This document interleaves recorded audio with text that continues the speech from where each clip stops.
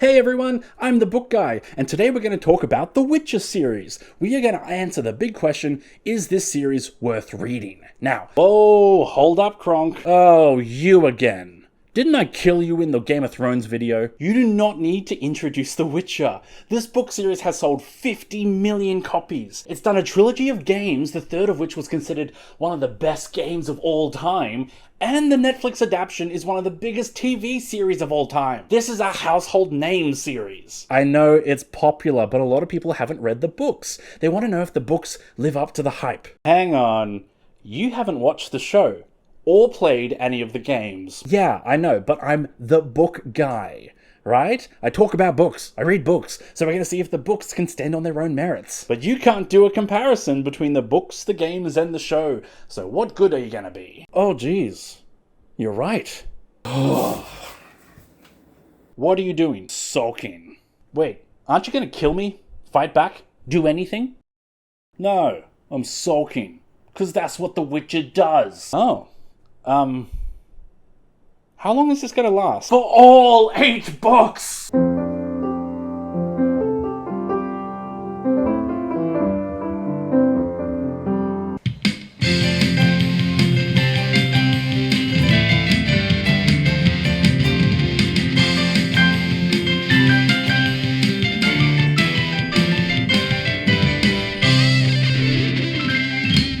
One quick note before we start, I got a little sidetracked when I was writing the script for this video, and I ended up doing some deep dive into some thrilling academic topics, like literary fiction, and Slavic mythology, and the history of Christianization of Eastern Europe. Look, I know it's a little boring, okay, but I promise I'll make it up to you. There's a song at the end. Yay! I'm literally doing a cover of Toss a Coin to Your Witcher at the very end of this video, so I promise it will be interesting if you stick to the end. Toss a coin to your Witcher, oh valley of Ramsey, oh valley of Ramsey, oh.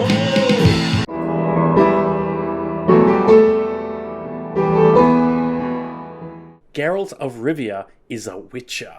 Now, a Witcher is a form of monster hunter, with superhuman mutations and magical advancements, and a crapload of fight training. A Witcher will literally travel from town to town hunting the monsters that prey on the townsfolk during the night. Yet everyone hates Geralt the Witcher, because he's got mutations, so he's kind of like a monster himself. Geralt soon learns that a lot of the monsters aren't as they appear. Often, the monsters aren't anywhere near as bad as the people who fear them. Geralt's life of solitude is shaken when he meets Ciri, a young girl with untapped magical ability. Geralt once helped Ciri's parents, and he's kind of the reason why she was born. So now destiny draws them together, the special child and her protector. Geralt is sworn to protect Ciri, because he knows that their fate and the fate of the world might hang in the balance. So the first Witcher story was published in 1986. So the author Andrzej Sapkowski, that's how it's pronounced, Andrzej Sapkowski is a Polish writer from Poland. He submitted his first short story into a short story competition and won 3rd place, and it was the first Witcher story. Now, after that competition, a lot of people were asking him for more Witcher stories, so he started writing them and eventually wrote 15 short stories. Now, a few years after that, he had a chance encounter with a publisher who helped him set up 2 short story collections, and those are the first 2 books here. Now, after the success of the short story collections, Andrzej decided he wanted to write a book series. And fun fact, this is a pretty common writing strategy. A lot of writers will write lots of short stories to get attention and then leverage that to get a book deal. Even Sarah J. Maas did that, but that's a different story. Now, in 1993, Andrzej approached every publisher in Poland. And in his own words, he said that no publisher wanted to publish a Polish fantasy author because only Anglo-Saxon authors did fantasy series. But he found one publisher who was willing to take a risk on him, and now the rest regret it. The first novel came out in 1994. He wrote at the rate of one novel per year, and quite successfully did book 5 in 1999 to cap off the series. The series has a massive cult following in Poland. There are literally multiple places in the country named after the Witcher series and Witcher characters. There's even a massive mural in the city of Lodz. It's 70 meters tall. It's one of the biggest murals in the world, and it's of Geralt of Rivia. Yet despite its massive popularity in Poland, it took over a decade to get an English translation. The first of which, get it? Which? Never mind. Was published in 2007. So this series is still pretty new for a lot of English readers, but it's a lot older than you might think. After the series was completed, Andre did write one final Witcher novel, which is actually a prequel, and it's a standalone adventure that came out in 2013. So all of that means the series has a bit of an unusual structure. So just to be super clear about it, there are 2 short story collections that you read first, then there are 5 novels in the main sequence, and finally, a prequel standalone. I strongly recommend reading them in this publication order. The short stories and the main books are actually very closely interconnected. I've heard many people say you can start with the novels, but I actually strongly recommend against that. I personally felt that the short story collections were my favorite part of the Witcher cycle, so they're definitely worth reading. That said, the prequel novel, as I said, it's standalone, so you could technically read it in any order, but I still recommend publication, leave it till the end, and try to make sure you get through the main sequence and appreciate the chunk of the story before you do the dilly-dallies into side adventures. The second elephant in this room. I've heard some people say that The Witcher is the best fantasy series ever, and I've heard other people say it was the most boring thing they've ever read. And it was actually this extreme duality of opinions that made me want to read The Witcher, because I was like, which one's right? Well, it's both. Both is good. This is the thing that I feel a lot of people don't understand about The Witcher. The Witcher is not commercial fiction, it is literary fiction. And let's explore those terms, because I'm a massive nerd.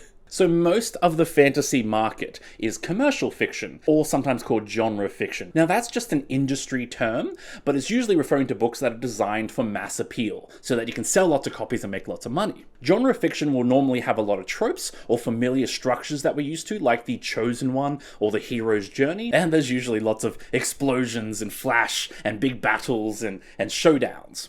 Literary fiction, on the other hand, is, in a word, fancier. So it focuses a lot more on the art form of writing, rather than story and character. And yeah, this is the kind of topic that stuffy professors at university love to get all snobby about. But there are a lot of good things about it, and there are a lot of people who love reading this art style. Always remember that literary and commercial fiction are just different. You're allowed to like different things, let people read what they like. I know I say it all the time. And you'll hear it again! So when most readers pick up The Witcher, they're expecting a typical fantasy genre fiction, but The Witcher is much more literary. And because I'm a huge freaking nerd, we're gonna do a deep dive into literary fiction. Yeah! So this information is from the website Now Novel, and honestly they had the most perfect definition of literary fiction. I could not improve on it, so here are the 5 rules of literary fiction. Rule number 1, literary prioritizes artistic values over commercial values. So in a literary book, you might get paragraph after paragraph of a long description of the outdoor wilderness. A commercial book might just say, there was a desert, it was big, so that you can move on to the next story point. Rule number 2, literary fiction uses fewer genre tropes or subverts those tropes. So you know that damn phrase, subvert expectations, that got popular because of The Last Jedi? Ugh, I hate that phrase. But that's what literary fiction does. It takes a formula we know and expect, but then deliberately changes it. So things like Chekhov's gun, surprise, the gun does not go off. Things like the hero's journey, surprise, the hero returns home exactly as he was when he left. Because literary is all about messing with tropes. And side note, this is why The Last Jedi was an awful film, because it took the most quintessential commercial franchise of all time and then tried to make it a literary art form that subverted tropes. Even if it was somewhat well done, it was completely the wrong franchise to attempt that change with. Rule number 3, playing with language and form.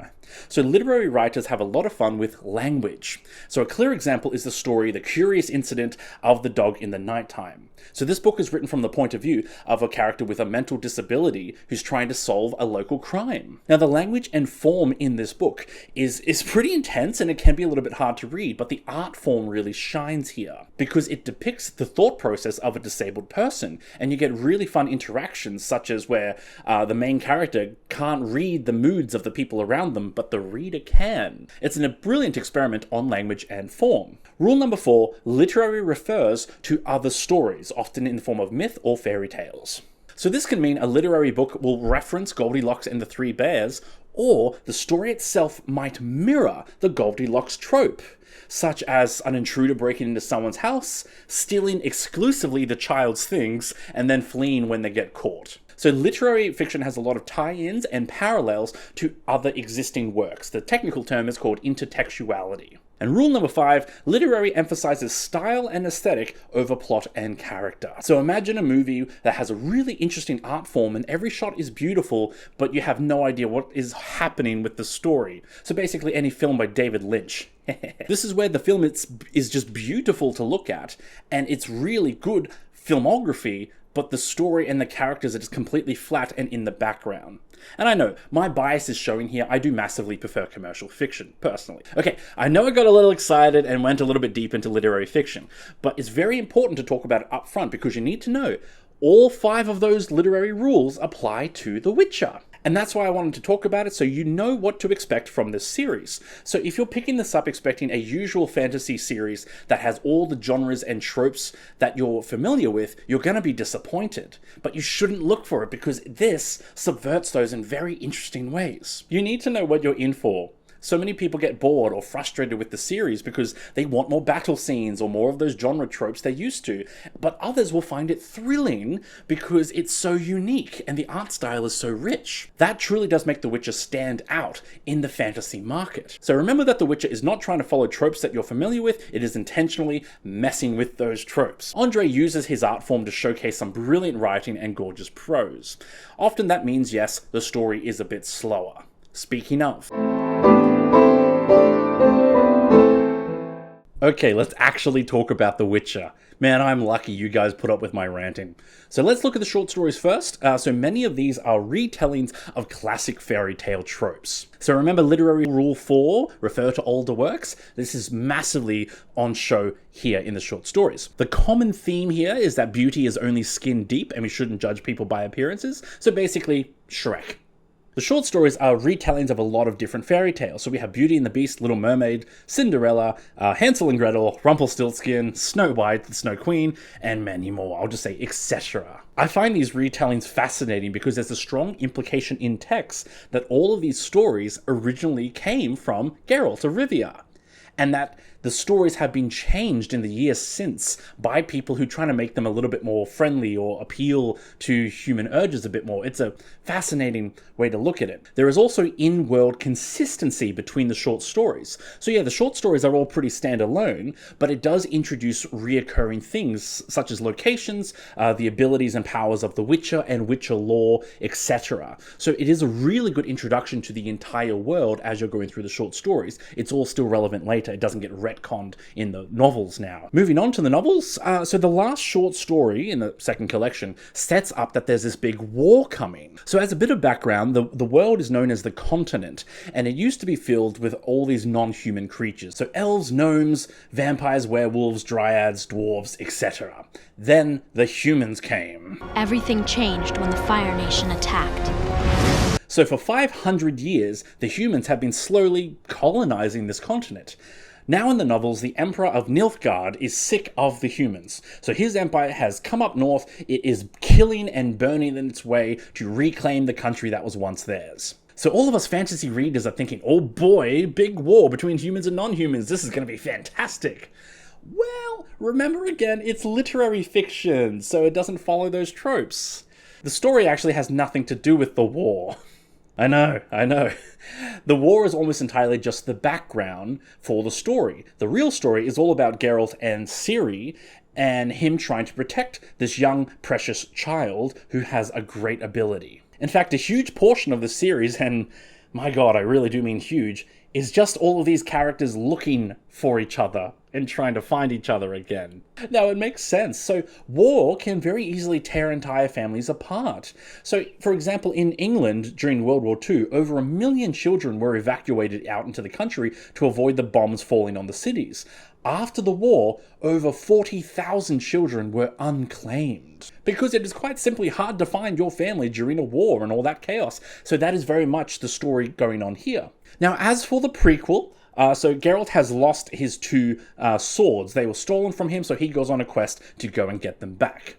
Now, I will say, this book is probably the most forgettable out of all of them in the series. I know, but it does kind of fall into the trap of most prequels of being so completely predictable. But at the same time, it is interesting to return to the era of the short stories once you have the full sequence of the main series in mind and you know the direction of Geralt's story. So it is worth reading for that reason. Just a quick note on characters, I am talking about the book versions. Remember, I haven't watched the TV show or the game. Although I have actually purchased the game, it's on my laptop waiting for me to actually play it.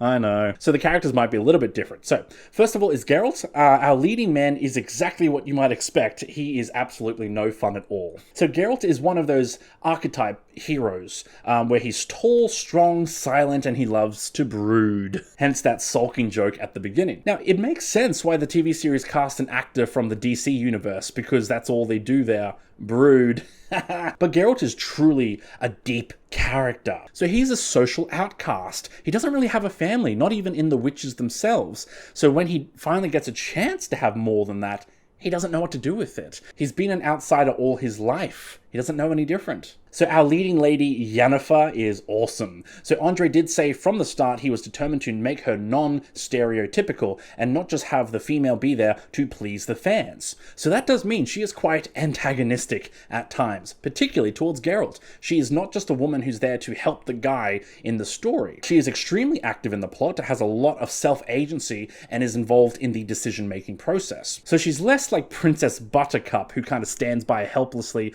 hoping someone can save her, and a little bit more like Princess Leia. Somebody has to save our skins. Especially because of the antagonism. Into the garden, fly boy. Yet my favorite part of Yennefer is her displays of kindness. So Yennefer was born disabled, and she was the victim of years of abuse because of her deformity. Then she came and learned magic, became quasi-immortal, and the magic cured the deformity. So she, yes, does have a lot of walls up. She has a very tough exterior because of her hard life, but she also knows what it's like to suffer, so she knows how to show compassion for people who've gone through hell. Those opposites in her character make her very interesting to read. Ciri, the child of destiny. Man, Ciri has seen some So Ciri is a child/teenager through the series, and as such she is pretty emotionally volatile and unsure of herself and makes a lot of mistakes. You may cringe when you read the Ciri parts, but also we all cringe when we think of our teenage selves. Ciri's big arc is her struggle with revenge. You see, so much has been taken from her during this war. Now, she's meant to be tapping into this dormant power within her, and yet we, the reader, worry that maybe she's not going to use it to save the world like she's meant to. Ciri needs her friends around her to keep her on the path to light, but she's not always friends with the right people. Now, the bard, Dandelion and Jaskia. Okay, so this humble bard is called Dandelion in the English translation of the books, but in the original Polish he was called Jaskia, and that's because Jaskia is the name of a Polish flower. Now, a direct translation of Jaskia is buttercup flower, but the English translator decided that doesn't really ring true for the spirit of it, so I'll call him Dandelion. I know the TV show went back to the Polish name, and I think that's fair. I mean, original names work just fine in a translation. I mean, they didn't translate Yennefer into Jennifer. Anyway, our dear bard Jaskia is the quintessential bard. He is happy, sanguine, and boisterous. But beyond that, our bard is deeply loyal, particularly to Geralt.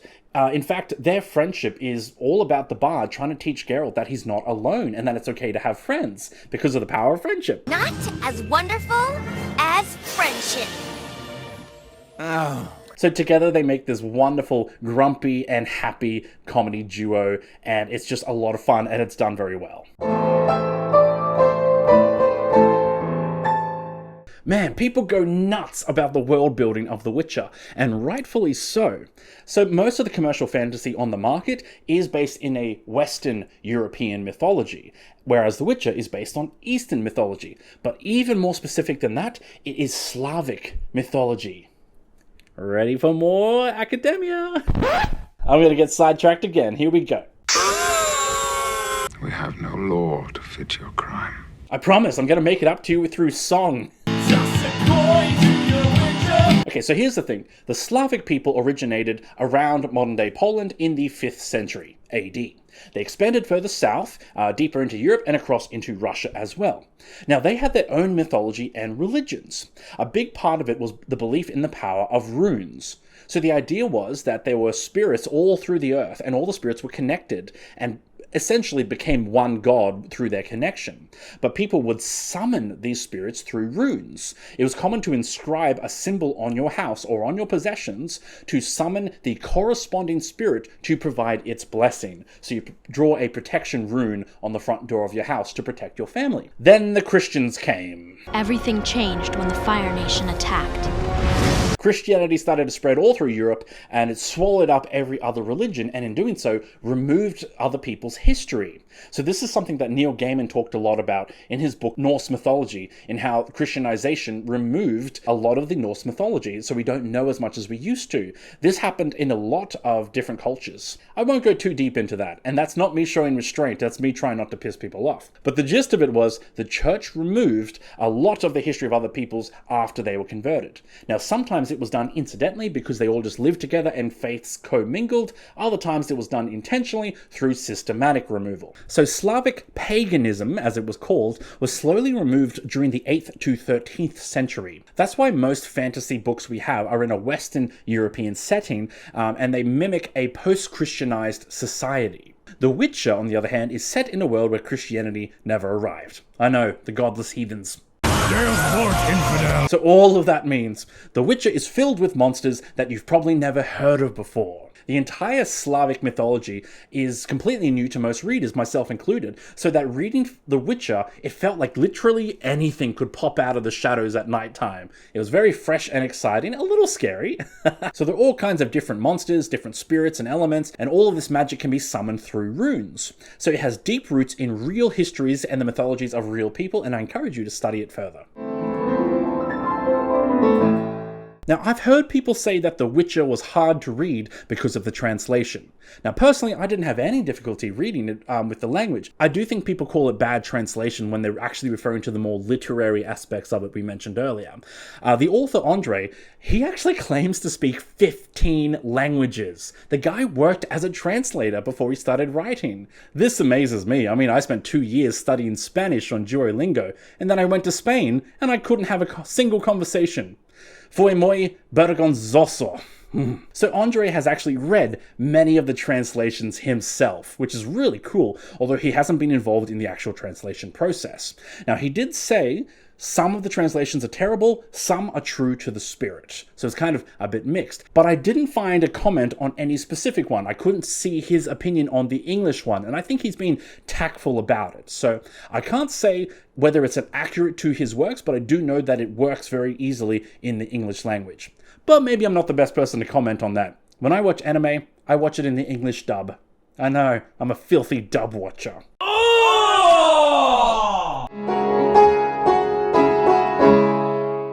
There's a lot of big themes in The Witcher. The most common one is prejudice, particularly between humans and non-humans, or monsters and monster hunters. The short stories show a lot of examples of monsters being less cruel and less wicked than the humans who fear them. And that is a theme that continues on into the novels as well. One of my favorite plot lines in the novels is when Geralt has to team up with the vampire due to pretty desperate circumstances.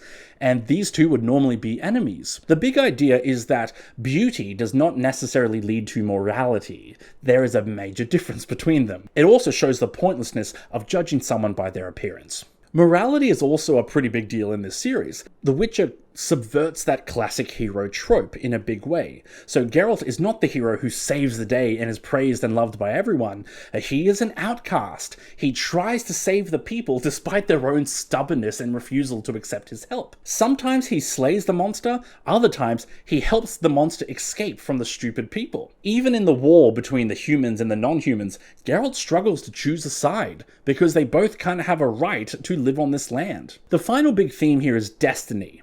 So Geralt and Ciri are bound together, even reluctantly at first. The series is less concerned with big philosophical questions like free will versus determinism. It focuses more on the question of, is a character brave enough and noble enough to walk their destined life path?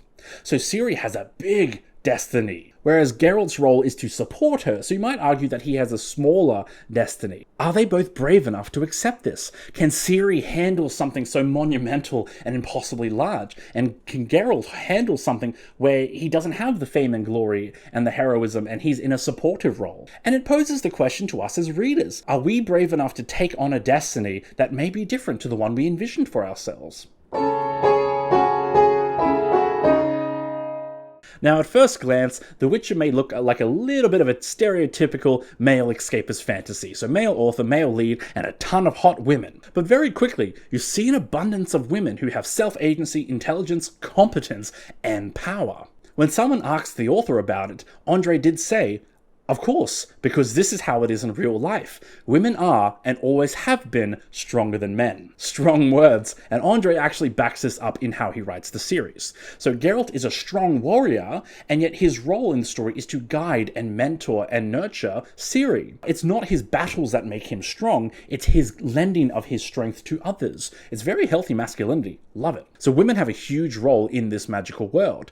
So most of the magical community is run by women. It has massive Aes Sedai vibes. And I believe that Andre has avoided the trap that most male authors fall into, when they try so hard to positively represent women that they end up making them unrealistically perfect. These women are allowed to have flaws and make lots of mistakes. There is a little bit of LGBT in this series. There is one same-sex relationship that is shown quite clearly on screen in the middle books. That said, it's the only one of its kind. There's one queer relationship and literally everyone else is kind of straight. I mean, you can read into it. I know a lot of people try to say, oh, that Geralt is bi, or that Jaskier the Bard is pansexual. But it's not official canon. It's up to you if you want to read into that way. This series has so many adaptations, the first of which was a 2001 Polish film called The Hexa, which was infamously awful. The author was asked what he thought of the film, and he said, "I can answer with only a single word, an obscene, albeit short one, but I am a Polish Catholic, and it is Lent now, I cannot say it." What a legend. So there's been a Polish TV series called The Hexa, then the Polish comic books. Then there were the 3 games of the Witcher series, and then a tie-in comic book series to those games, and then famously the Netflix adaptation that has made it really big and made book sales go up by 562%. Again, I can't really speak to the quality of the adaptions, but I do love that the series has brought so much recognition to the fantasy genre and is sharing this story with so many different audiences and fans of different formats. This is a tricky question. Is it worth reading every single book in this series? Well, the final novel, The Lady of the Lake, does offer a very conclusive ending to the main story, and there are several big satisfying revelations as well. But here's the funny thing. It's not necessarily the best book in the series. Like, I didn't feel that there was a dip at any point in the series. Maybe the prequel? But there also wasn't a major spike in its quality either. So I feel like the quality is more of the same. If you enjoy the first novel, you'll probably enjoy all of them about the same way through. So if you like it so far at the beginning, you'll definitely like the ending. But I can't say that it's necessarily so much better than the beginning. Does that make sense?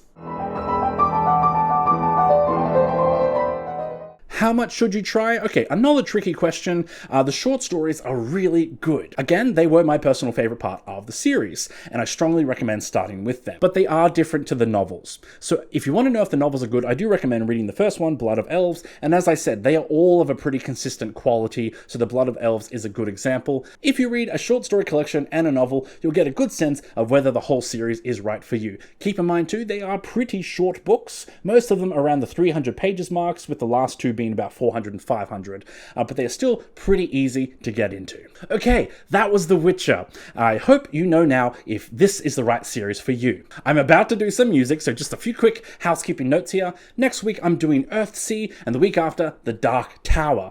And the month after that, all of September, we are doing Sci-Fi September. All sci-fi for the whole month. We're going to do some big series. I'm so excited for that. Tell your friends. Now, like and subscribe if you haven't. Comment your thoughts on the Witcher series. If you want to support the channel, remember our shops, Rainbow Space Unicorn, and check out our online Kickstarter for Fairy Tale Bookish Bags, which is up for one more week. See you next time. Now, let's rock. When the humble bard raced a ride along with Geralt of Rivia, along came this song. From when the White Wolf fought a silver-tongued devil, his army of elves and his hooves did they revel. They came after me with masterful deceit, broke down my lute and they kicked in my teeth, while the devil's horns minced out tender meat, and so cried the Witcher, he can't be bleed. Toss a coin to your Witcher, oh Valley of Plenty, oh Valley of Plenty, oh. Toss a coin to your Witcher, oh Valley of Plenty.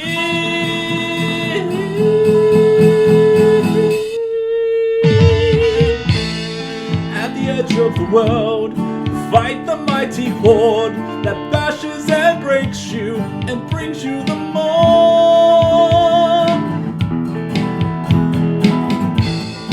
He thrust every elf back up on that shelf, high on the mountain from whence it came.